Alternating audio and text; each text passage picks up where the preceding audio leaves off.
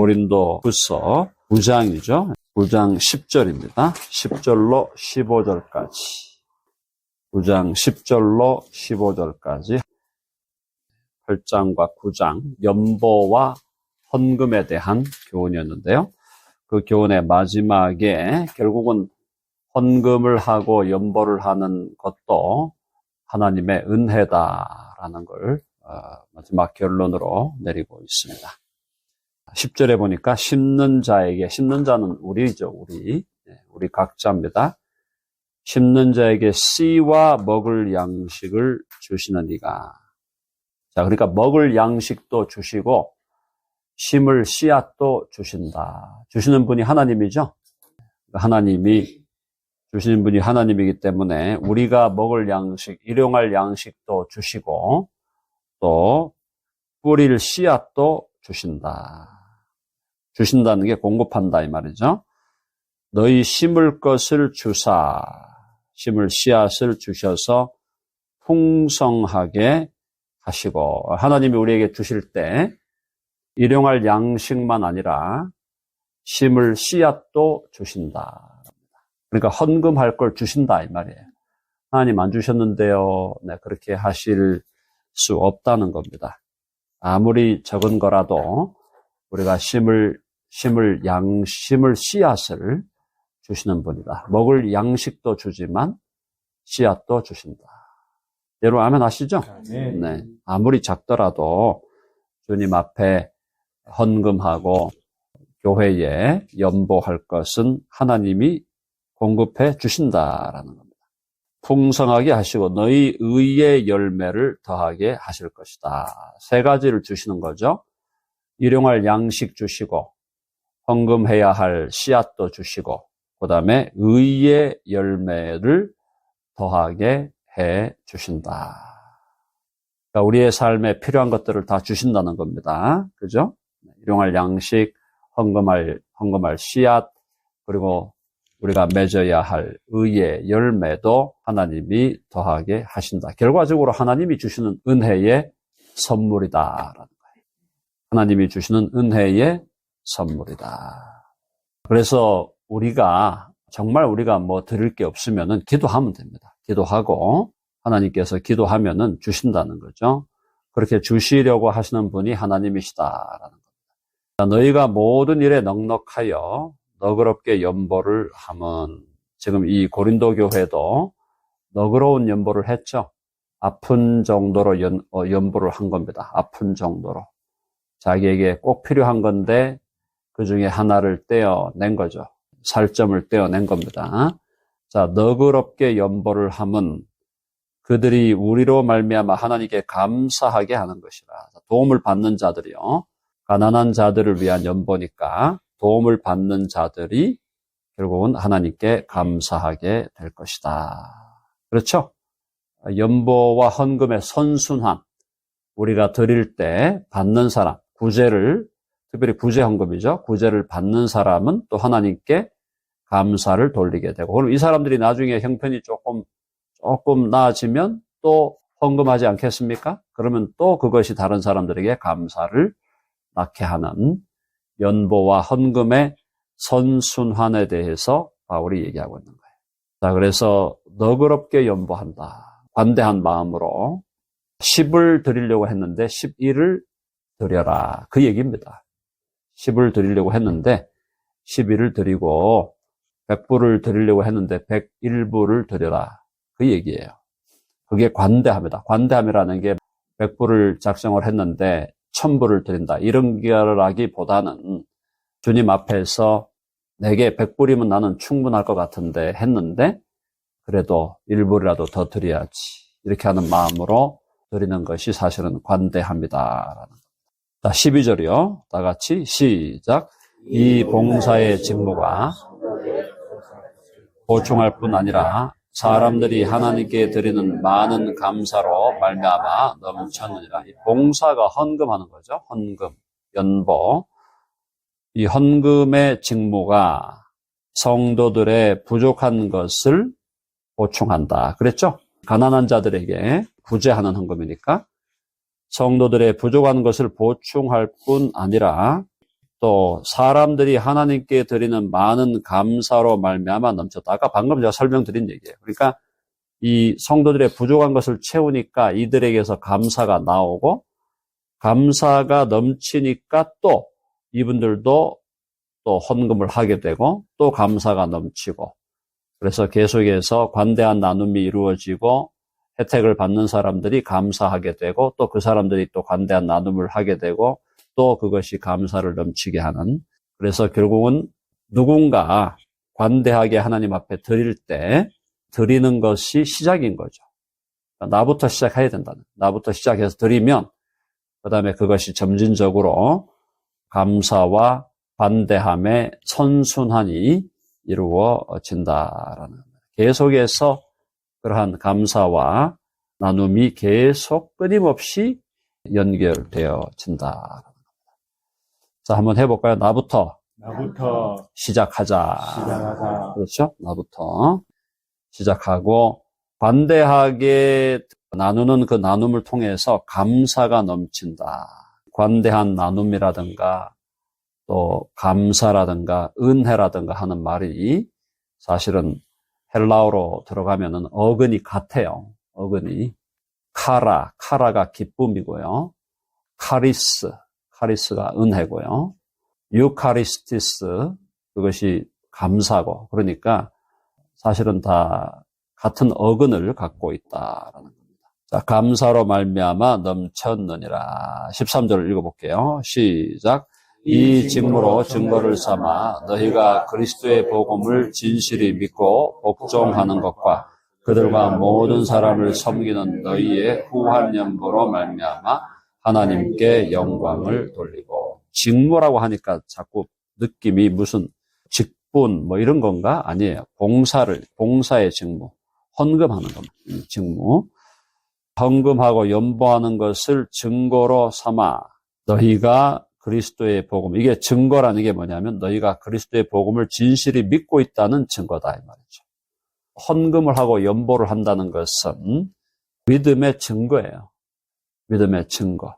내가 정말 예수 그리스도를 믿고 복음을 믿느냐라고 할 때 믿음의 증거는 다양하게 나타날 수 있습니다만은 그 중에 하나가 연보하는 거, 헌금하는 거. 왜? 물질이 있는 곳에, 재물이 있는 곳에 너희 마음도 있느니라.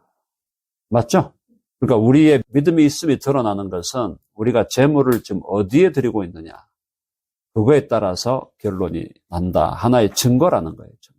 또 믿음의 증거는 기도하는 것도 증거가 되겠고, 복음 전도하는 것도 증거가 되겠고, 믿음의 증거들이 여러 가지 있죠. 또 사랑하는 것도 증거가 되겠는데 그 중에 하나가 물질을 관대하게 주 앞에 드려서 다른 사람을 복되게 하는 것.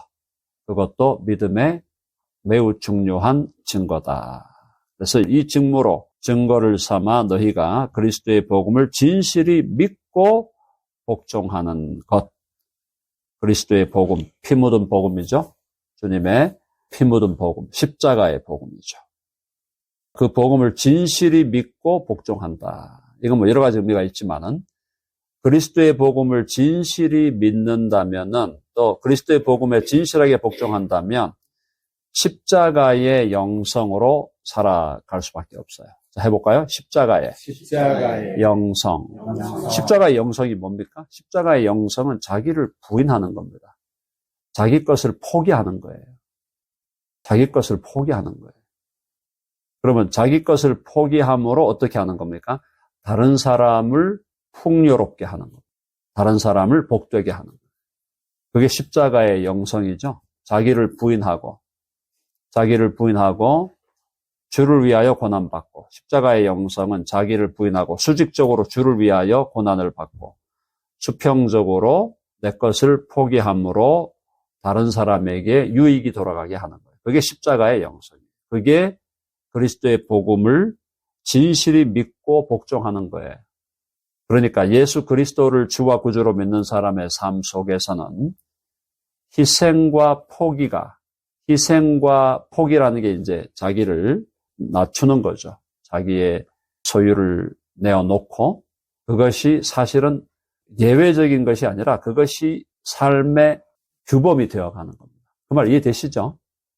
웃자다가 1년 동안 한 번도 안 하다가 성탄절에 나와가지고 헌금 100불 딱 하는 거.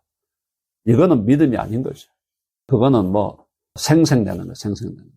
그게 아니고 정말 그리스도의 복음을 진실히 믿고 그 복음에 복종한다면 그 사람의 삶의 스타일이 자기의 것을 내어놓고 자기를 부인하고 또 자기의 것을 포기하고 조금 쉽게 얘기하면 권리를 포기하는 겁니다. 권리를 포기하는 거예요. 나의 권리를 포기하는 거예요. 권리를 포기해서 어떻게 하겠다? 다른 사람을 복되게 하겠다. 내가 이만큼 포기함으로 다른 사람에게 복이 돌아가는 거예요. 그게 삶의 예외적인 것이 아니라 삶의 스타일이 돼야 돼요. 스타일. 삶의 양식이 돼야 돼요. 그 얘기입니다. 여러분 무슨 말인지 아시겠죠? 예수님의 삶이 자신의 모든 걸 권리를 포기한 거 아닙니까? 하나님 보좌 우편에 그 권리를 포기하고 내려오신 거거든요. 내려오신 거. 그게 복음이고 그것이 십자가의 영성이다. 자기를 부인하고 또 자기 것을 포기하는 겁니다. 복종하는 것과 그들과 모든 사람을 섬기는 너희의 후한 연보로 말미암아. 그들, 직접적으로 연보로 혜택을 보는 사람들이 있고 또 모든 사람을 섬기는 거니까 이게 ripple effect죠. 그죠? ripple effect라는 게 뭡니까? 잔잔한 호수에 돌을 딱 던지면 돌에 의해서 생기는 물결이 점진적으로 커져가잖아요. 그 얘기예요. 그러니까 직접적으로 가난한 상황에 처해 있는 사람들이 혜택을 받지만 결국에는 그것이 점점 퍼져가서 그 효과가, 그 영향이 점진적으로 퍼져가서 모든 사람에게 영향을 주고 모든 사람을 섬기는 일이 된다는 겁니다. 그러니까 우리의 헌금이나 연보나 나눔은 우리 눈에만 보이는 것에 집중하면 안 된다는 거죠. 드림교회에서 내가 헌금하고 연보를 했는데 그것이 드림교회에만 혜택이 있는 게 아니고 그것이 드림교회를 통하여 선교하는 선교지 또 선교사님들 그들을 통하여 복음을 받는 사람들 이런 사람들에게 다 결국은 혜택이 돌아가는 것이기 때문에 ripple effect라는 건 이제 물결이 이펙트를 주는 거, 버터플라이 이펙트라는 게 있어요. 나비 효과라는 게 있어요. 나비 효과는 어느 한쪽에서 나비가 살짝 날개를 쳤는데 이것이 저쪽에 가가지고 태풍이 오게 만드는 거죠. 이걸 선한 의미로 해석을 하면 내가 작은 나눔, 1전을 나누었는데 1달러를 나누었는데 그것이 저쪽에 가면은 아프리카로 가면은 그것이 100만 불의 효과가 나올 수 있다는 거예요. 누가 그렇게 하신다는 겁니까? 하나님이 하신다는 거예요. 그러니까 내가 나누는 것이 아무리 작아도 나눔 자체가 기적을 일으킨다. 나눔과 헌금과 연보가 아무리 작더라도 그것이 대박 기적을 일으킨다. 그 얘기를 하는 겁니다. 지금. 자, 그래서 그리스도의 복음을 진실히 믿고 복종하는 것과 그들과 모든 사람을 섬기는 너희의 후한 연보. 후하다 그러니까 자꾸 액수가 많다 이렇게 생각하는데 그게 아니고 후하다는 마음의 관대함. 그러니까 내가 드릴 수 있는 것보다 하나를 더 드리는 거. 그 얘기예요. 내가 마음 편하게 드릴 수 있는 것이 10이면 그 10보다 1을 더 드리는 거. 그게 후하다는 뜻입니다. 여기서 후하다는 거는 액수가 많다 이런 의미가 아니에요. 하나님 앞에서 내가 편안한 마음으로 드릴 수 있는 거 주여 10입니다. 그래 그러면은 하나 더 얹어서 드려라. 그거예요. 그게 후한 연보다. 너희의 후한 연보로 말미암아 하나님께 영광을 돌리고 내 마음이 하나도 안 아프게 10을 드릴 수 있는데 하나를 더 얹어 드리려니까 좀 아프네요. 그게 후한 연보. 그 연보로 드릴 때 하나님께 영광이 돌아가고 수많은 사람들이 혜택을 입게 되고 그것이 놀라운 기적을 일어나게 한다. 그래서 바울은 계속해서 관대하게 하나님께 드려라. 그 얘기를 계속하고 있습니다. 자, 14절. 시작. 또 그들이 너희를 위하여 간구하며 하나님이 너희에게 주신 지극한 은혜로 말미암아 너희를 사모하노라. 자, 그들은 혜택을 받은 사람이죠. 특별히 예루살렘 교회의 가난한 자들. 그들이 너희를 위하여 간구할 것이다. 혜택을 받았으니까, 가난에 처한 사람들이 혜택을 받았으니까 너희들을 위하여 간구할 것이고, 또 하나님이 너희에게 주신 지극한 은혜, 지극한 은혜라는 것은 희생적인 나눔을 할 수 있는 거죠. 희생적인 나눔을 할 수 있는 그것이 지극한 은혜예요. 하나님이 너희에게 주신 지극한 은혜, 아프도록 드릴 수 있는 그 은혜, 그 은혜로 말미암아 너희를 사모하게 된다. 당연히 혜택을 받으니까 기도하게 됐죠. 제가 더 드릴 수 있는 건 기도밖에 없습니다. 저는 지금 겨우 밥 먹고 있습니다. 이렇게 도와주시니 감사합니다. 그러나 부족하지만 기도하겠습니다. 그죠? 그러면서 너희를 사모한다. 사모한다는 것은 여기서 여러 가지 의미가 있겠지만은 만나기를 기대하겠다. 이런 거겠죠. 만나기를 기대하고 도움을 입은 자가 도움을 준 사람을 사모하는, 참 그들의 그 헌신에 대해서 감사하는. 그래서 우리 교회 공동체라는 것은 지난번에 제가 슬쩍 얘기를 했습니다만은 교회 안에서 나는 누구한테 패 끼치기 싫어요. 그런 마음이 제일 쪼잔잔한 마음이에요. 그런 마음이 사라져야 돼요. 너희가 사랑의 빚 외에는 아무에게도 아무런 빚을 지지 말라 했다는 얘기는 거꾸로 말하면 사랑의 빚을 져라. 사랑의 빚을 안 지겠다는 건 나는 뭐가 아니다. 나는 식구가 아니다. 나는 너희들의 식구가 아닙니다. 나는 당신들의 식구가 아닙니다. 그걸 얘기하고 있는 거예요. 서로 폐를 끼치고 폐를 받아야 돼요. 폐를 끼치기도 하고 내가 다른 사람이 나에게 폐를 끼치는 걸 내가 그걸 받아야 돼요. 그래야 식구지. 자, 그래서 교회는 그런 선한 서로를 돌보고 서로를 위해 기도하고 서로를 위해 내 것을 내어놓고 내게 있는 달걀 하나라도 드십시오. 오이 하나라도 도마도 한 방울이라도 드시라고 가지고 오는 그 마음이 하나님이 기뻐하는 마음이다 이 말이에요. 그래서 서로를 사모하고 서로에 대해서 기뻐하고 서로에 대해서 감사하고 그게 교회의 기쁨이고 행복이지. 없어도 자꾸 퍼주고 먹으실 거 있으세요? 저는 먹을 거 있습니다. 가져가세요. 그 마음이 그 사람을 복되게 하고 그 주위에 있는 사람을 행복하게 하는 거지. 나 배 끼치기 싫으니까 당신도 나한테 뭐 해달라 하지 마세요. 그거는 하나님의 마음이 아니에요. 자, 14절 다시 보면 또 그들이 너희를 위하여 간구하며 하나님이 너희에게 주신 지극한 은혜로 말미암아 너희를 사모하느니라. 서로 감사하고 아이고 감사합니다. 오늘 호박 주셨네. 땡큐. 오늘 오이 주셨네. 땡큐. 또 누가 또 깻잎 해왔네. 할렐루야. 그런 마음으로 사는 것이 주님의 마음이고 그런 마음이 천국을 이루어가는 겁니다. 여러분 아멘 하시죠? 아멘. 네. 제발 폐 좀 끼치면서 사십시오. 다른 사람에게 폐를 좀 끼치면서 사세요. 제발 좀. 자, 15절 말할 수 없는 은사로 그의 은사로 말미암아 하나님께 감사하노라. 그래서 결국 바울의 이 연보와 헌금에 대한 이 교훈의 결론은 말할 수 없는 그의 은사, 말로 표현할 수 없는 하나님의 선물들, 작은 거지만, 그죠? 작은 거지만 하나님이 주신 선물로 내가 거기에 내 살을 깎아서 하나를 더 보태서 드릴 때 그것이 말미암아 하나님께 감사한다. 결국은 하나님을 향한 감사가 넘치고 서로를 향한 감사가 넘치고 서로를 향한 사모함이 넘치는. 신세를 안 줬는데 뭘 사모하겠어요? 저는 나한테 밥 한 그릇도 안 줬는데 뭘 사모해 사모하기는. 사모할 수가 없어요. 밥을 뭘 얻어먹어야 사모를 하지. 얻어먹고도 입 닫는 사람이 많지만은 서로 사랑의 빚을 지는 공동체가 되기를 바랍니다. 아멘. 해봅시다. 서로 사랑의 빚을 지자. 그게 주님의 마음이다. 그게 식구지. 자기 잘났다고 살아가는 사람 절대 인생 재미없습니다. 찬바람이 막 쌩쌩한 거지. 그러니까 인생이 그냥 골로 가는 거예요. 골로 가는 거라고. 그래서 하여튼 여러분 연보의 원리 어떻게 사는 것이 주님을 위해서 사는 것인가. 또 내 것을 들여서 다른 사람을 복되게 할 때 그것이 눈에 보이는 그 사람에게만 유익한 게 아니다. 이해되시죠? 네. 큰 틀에서 하나님 나라 전체에게 유익을 주는 거예요. 하나님은 그렇게 보신다니까. 우리의 시야는 항상 좁아요. 이걸 가지고 누가 직접적으로 누가 혜택을 받느냐.